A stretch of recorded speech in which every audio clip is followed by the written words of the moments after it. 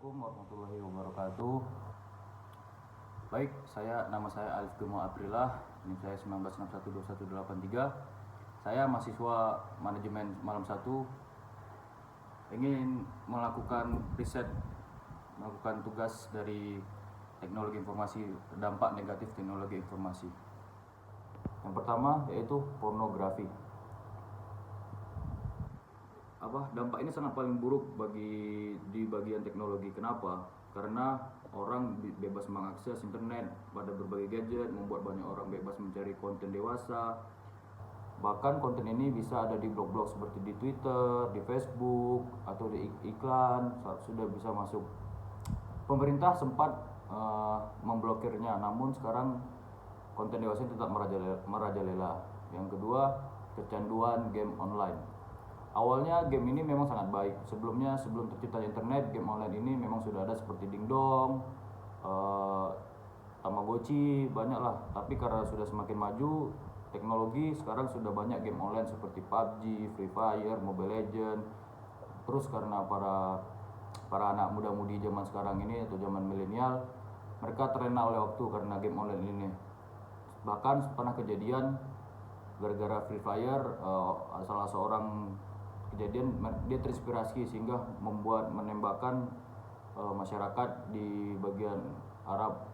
Dia menembakkan itu pada sholat Jumat. Jadi sangat berbahaya, inspirasi. Yang ketiga, merenggangkan hubungan sosial di kehidupan nyata. Kenapa? Memang ada sisi positifnya teknologi ini, yaitu yang jauh bisa berkomunikasi secara kapan saja, bisa berbicara kapan saja, di mana saja. Tetapi jadi efek jeleknya itu karena kita tidak tutup kemungkinan kita yang sudah kenal, yang dulunya duduk ngopi saling berbicara, tetapi malah karena ada gadget malah sibuk masing-masing, sehingga tidak ada bahan pembicaraan topik, tidak ada untuk ngobrol, para sibuk masing-masing dengan gadgetnya. Yang keempat, banyaknya muncul akun palsu.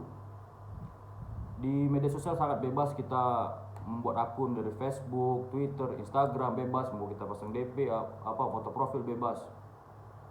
Maksud dia membuat akun palsu ini supaya dia tidak tahu identitasnya di dunia nyata, sehingga di dunia maya dia seperti apa, di dunia nyata dia seperti apa. Akun palsu ini biasanya digunakan untuk para fans dia fans sama artisnya.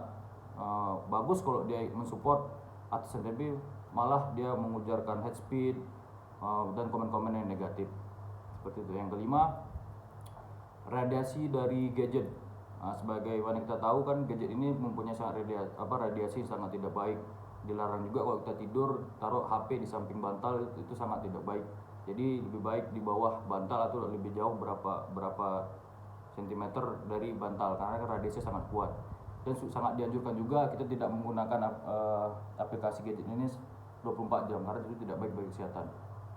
Yang keenam, mengurangi keinginan belajar bagi siswa. Kenapa? Karena gadget semakin canggih, teknologi semakin canggih, jadi para siswa malas untuk belajar. Padahal memang betul, gadget bisa kita mencari informasi di mana saja dan kapanpun di mana saja. Tapi karena ada game online, bisa video callan, bisa teleponan, jadi para anak SD, SMA, mereka jadi malas untuk belajar karena mereka sangat nyaman ketika bermain game atau dan lain sebagainya. Yang ketujuh, bertambahnya penipuan. Ya, balik yang tadi, yang banyak melakukan akun palsu. Sekarang sudah banyak bertambahnya penipuan. Kenapa? Biasanya di online shop ini terjadinya. Mereka melakukan ID akun palsu, menjual barang-barang, lalu kita sebagai pembeli ingin membeli, tiba-tiba mereka menghilang, tidak ada tanggung jawab dan seenak kabur begitu saja. Yang kedelapan, pengaruh perilaku sosial. Karena teknologi sangat luas, seseorang mungkin belajar budaya wilayah lain, jadi mereka kurang pintar menelan pengetahuannya. Perilaku dari negara lain bisa saja dilakukan di negaranya, namun di negara kita itu sangat menurut tidak sopan, tidak baik. Jadi di budaya kita tidak menerimanya. Jadi ini salah satu dampak negatif teknologi dalam kehidupan kesehari-hari. Selanjutnya, ajang pamer. Yang kesembilan, ajang pamer. Penggunaan media sosial zaman sekarang di Instagram, para anak-anak zaman muda milenial melakukan ajang pamer. Ketika duduk di mana mereka ngepost lagi ngapain, lagi di kafe, terus sambil makan makan apapun dipoto bahwa ini makannya mewah. Jadi sebagai ajang pamer, tidak untuk sebagai prestasi, di ajang prestasi, tapi ajang pamer, saling wah siapa yang lebih hebat, siapa yang lebih mewah, nongkrongannya mewah, teman-temannya gaul. Jadi sebagai ajang pamer, jadi ria lah, kan tidak baik. Dalam Islam diajarkan tidak boleh ria. Yang ke-10, kebebasan menulis ujaran tidak pantas. Ini salah satu dampak negatifnya juga, seperti kita menyinyir. Terkadang sekarang kan kita bebas bersuara. Jadi ketika ada salah satu teman kita yang melakukan sebuah karya, kita dengan bebas menyindir negatif, berkomentar seenaknya kita, padahal kita seharusnya support teman kita itu. Jadi dia tidak merasa insecure. Terus bagaimana sih cara kita mengatasi dampak-dampak tersebut? Cara mengatasinya ada 7 cara mengatasi dampak negatif tersebut. Yang pertama, dengan diberikannya pemahaman kepada masyarakat tentang cara menggunakan teknologi yang baik dan tidak melanggar etika, sehingga teknologi dapat digunakan sebagai alat informasi yang dapat menopang keberlangsungan hidup manusia. Yang kedua, memblokir situs porno, situs judi. Jadi lebih kita perketat dengan cara masuk ID KTP, dengan umurnya, jadi kita paham. Jadi kita bisa memfilter lagi situs-situs yang dilarang. Yang ketiga, menggunakan teknologi sebaik mungkin dengan mengakses situs-situs yang bernilai positif, yang punya nilai pendidikan, seperti kita nonton drama dan aplikasi Al-Quran, jadi kita bisa baca di mana aja.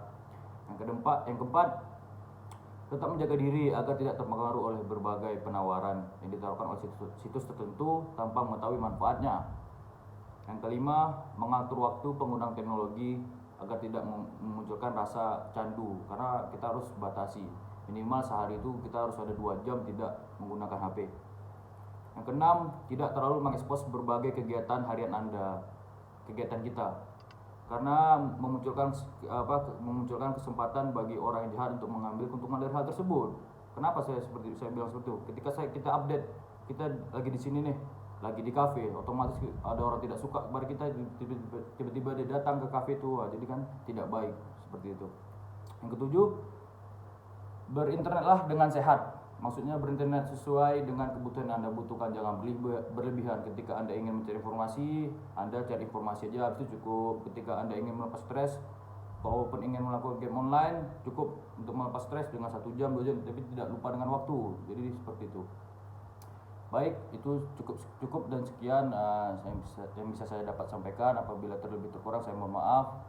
Saya akhiri dengan wabillahi taufiq wal hidayah. Wassalamualaikum warahmatullahi wabarakatuh. Tetap sehat, wabah corona. Amin. Assalamualaikum warahmatullahi wabarakatuh.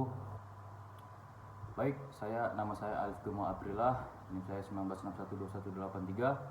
Saya mahasiswa manajemen Malam 1, ingin melakukan riset, melakukan tugas dari teknologi informasi, dampak negatif teknologi informasi.